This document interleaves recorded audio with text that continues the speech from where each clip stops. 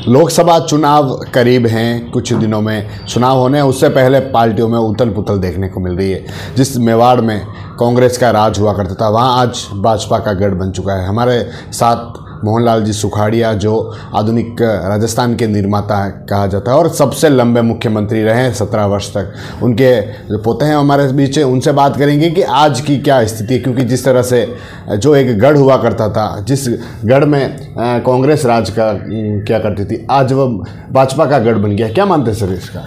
सब जो गढ़ की जो बात कर रहे हैं, बीजेपी 2 सीटें थी 85 के अंदर, आज वो 30 साल, आज उनका फाउंडेशन डे भी शायद, बीजेपी का स्थापना दिवस है आज शायद, तो आज वो 300 सीट पे आ गए हैं।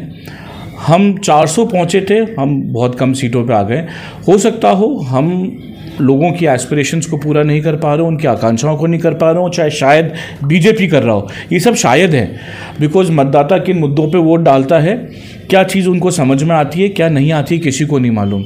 2004 में इंडिया शाइनिंग था, मीडिया में सब जगह अटल बिहारी वाजपेयी जी थे, लेकिन फिर भी हमारे यूपीए की सरकार आई थी।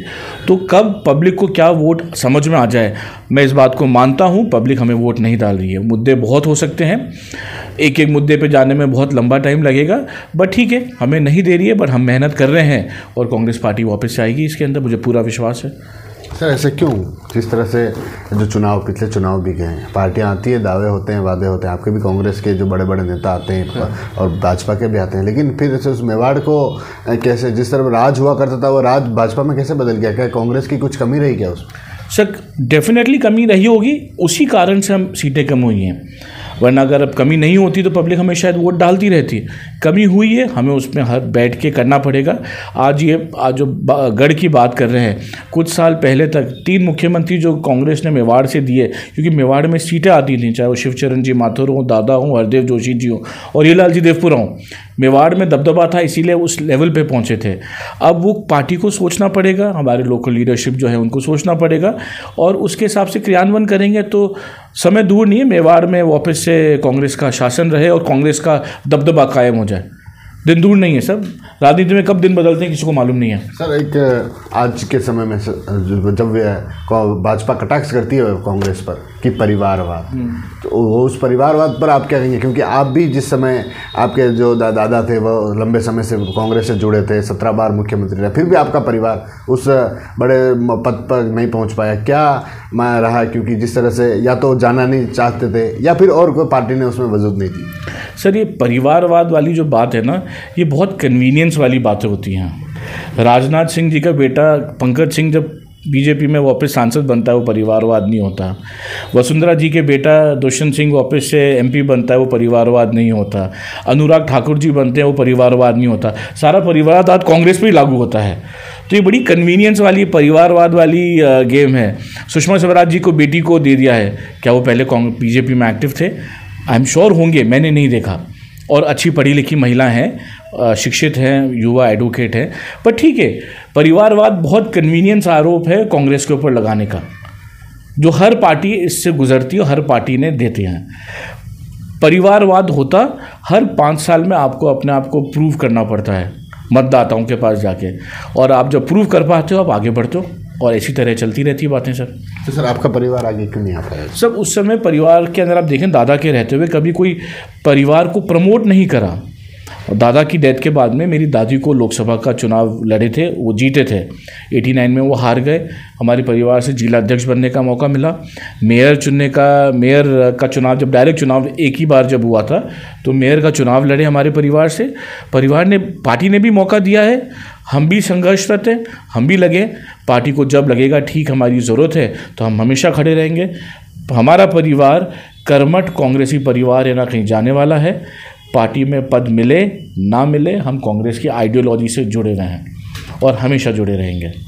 सर जिस तरह से आज की जो राजनीति देखिए लगा, परिवारवाद पे बात हो गई, लेकिन अब जो भाजपा 400 पार की बात करिए, लेकिन कांग्रेस जो अपने ही जो नेता हैं वह लगातार भाजपा में शामिल हो रहे हैं। जो पुराने बड़े बड़े वरिष्ठ नेता जिनको पार्टी ने बहुत कुछ दिया, वो अब भाजपा में जाके शामिल हो रहे हैं। दुर्भाग्य है, पार्टी ने क्या क्या नहीं दिया उनको, और जब पार्टी में उनको लग रहा कि चीज़ें ठीक नहीं हैं तो वो छोड़ के जा रहे हैं। मैं तो दुर्भाग्य मानूंगा। संकट के समय जो परिवार खड़ा रहता है साथ में, वही आपको याद रखते हैं। अगर आप इस समय पार्टी को छोड़ के जाते हैं, जब पार्टी ने आपको क्या पदों से नहीं नवाजा है, कम उम्र में लोगों को बहुत कुछ दिया, तो ये बहुत दुर्भाग्य वाली बात है। पर समय है, पब्लिक सब देखती है, पब्लिक के सामने कुछ छुपा हुआ नहीं है, पब्लिक सब देखती है। आज तो जो हमारे यहाँ से गए थे वहाँ पे बहुत आशाएं लेके, उनको अमित शाह जी ने कह दिया है कि बीजेपी कार्यकर्ताओं को समझा दिया, आप डरो नहीं, आपका हक नहीं मारा जाएगा। तो बीजेपी कार्यकर्ताओं के लिए भी बहुत कुछ सुनने को सीखने का है, और जो हमारे यहाँ से गए उनको भी इतनी आसानी से चीज़ें वहाँ भी नहीं मिलने वाली जिस आशाओं के साथ गए थे। सनातन विरोधी बता रहे हैं, जैसे एक दिन पहले गौरव वल्लभ गए, उन्होंने भी इस तरह कहा कि पार्टी राम मंदिर में नहीं बुलाया जाता है, इस तरह से जो इन्विटेशन आता है और नहीं जाना, सर लगातार जो यूथ है उनकी बात को नहीं सुना जाता, पार्टी के जो कार्यकर्ता है उनकी बात को नहीं सुना जाता। सनातन विरोधी बात जो गौरव वल्लभ जी कह रहे हैं, मैं खड़ा हुआ हूँ उनके साथ में, उनके आगे जगदीश मंदिर की सीढ़ियों पे हमने जय श्री राम के नारे लगाए, वंदे मातरम भी लगाए, जय श्री राम भी लगाए, भारत माता की जय भी लगाए। तो उनको किसी ने नहीं रोका सनातन विरोधी स्टेटमेंट देने के लिए। ये कन्वीनियंस है कि कांग्रेस सनातन विरोधी है, बहुत कन्वीनियंस वाली बातें हो जाती हैं किसी के ऊपर थोपने के लिए, जिसका कोई तथ्य नहीं है। कुछ पुराने किस्से जो सुखाड़िया जी के समय के हों, आज हमारे दर्शकों को बताइए। जो पुराने किस्से जो हैं, एक जो राजनीतिक मित्रता आपके प्रतिद्वंदी के साथ भी जो रहती है, जो आज की तारीख में शायद मिसिंग है, वो बहुत बड़ी बात थी। कि वो दादा हमेशा बिलीव करते थे कि मतभेद हो सकते हैं, मनभेद होने की ज़रूरी नहीं।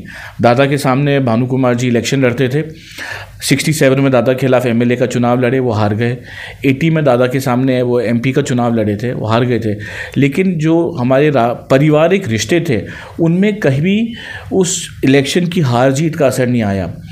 हमारे परिवार की सारी, जो बहुत बड़े ज्योतिषज्ञ थे भानु जी, परिवार की हमारी सारी जन्मपत्रियाँ वो बनाते थे, यहाँ तक कि मेरे बच्चों की जन्मपत्री भानु जी के हाथ की बनी हुई है। सो एक रिश्ते कायम रखना, उनको मेंटेन करना और दिल से जुड़ना, ये शायद आज सबको सीखने की ज़रूरत है। तो ये थे दीपक जी सुखाड़िया, जो मोहनलाल जी सुखाड़िया के पोते थे, जो एक लंबे समय तक मुख्यमंत्री थे। इनका कहना है कि जिस तरह से जो आज की राजनीति है, जिस तरह से पहले दोनों भानु कुमार जी शास्त्री हो या फिर मोहनलाल जी सुखाड़िया, दोनों एक समय प्रचार करते थे, और आज की जो स्थिति देखें तो वो उस तरह से नहीं है। साथ ही जो मेवाड़ वागड़ की स्थिति है, आज की जो मेवाड़ की स्थिति, क्योंकि जब कांग्रेस का गढ़ हुआ करता था, उस गढ़ में आज बीजेपी राज कर रही है। TV9 के लिए राजेश डांगी।